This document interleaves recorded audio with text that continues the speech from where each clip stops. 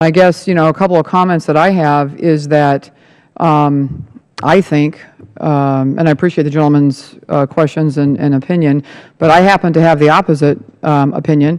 I think that we're talking about symptoms in here, and I think that we need to remind the American people that over the last few years, certainly in my short tenure in Congress, there really has been a vacuum of foreign policy, and there's been a lot of reactionary things happening. There hasn't been a whole lot of support that I've seen from this administration, and I think that when you have a president that stands up and is willing to volley back and forth politically the entire defense budget, which absolutely has everything to do with the allocation of the good people you get, the money to support them, I think it's very, very dangerous, and I think the American people understand that.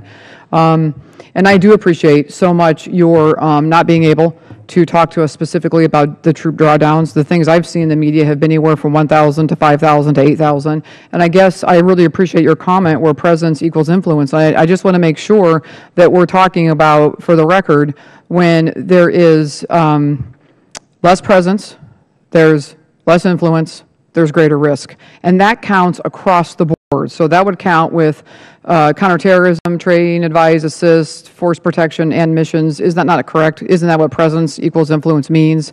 The less presence, the greater the risk.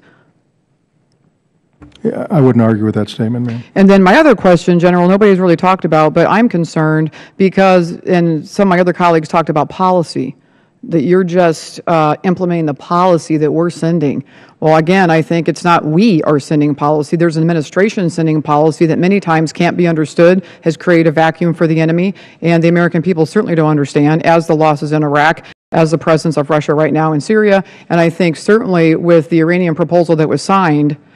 Do you detect currently, or are you concerned about increased Iranian presence and what that means as you share a border now that we're venturing in by an administration's desire to sign this agreement with Iran? Ma'am, I won't go into policy, but I would tell you that, and I talked in the SASC as well about Iranian influence on the Taliban and providing Taliban support to fight ISIL as they saw it. So President Ghani, security forces are concerned and the impact that would have from Iran on its western flank.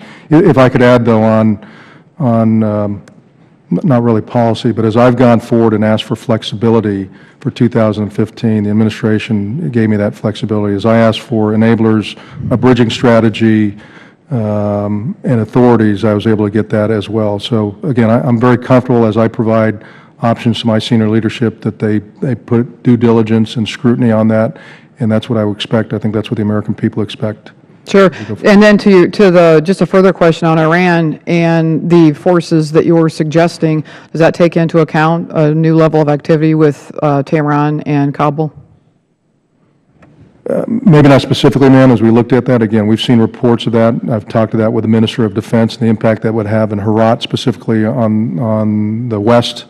We do have an Italian contingent led by the Italians out in TAC West that gets some of those reports, but I don't think we looked at that specifically as we looked at the capabilities that are required. Sure. And so I guess my final question is, so as we launch into uncharted waters with this agreement with Iran, and should you see the need for things going awry, for additional training, help, forces, money, people, personnel, should anything happen on that border, do you feel like you have the flexibility with this administration to go back again and tell the administration, also the American people, hey, something's wrong here, we need help?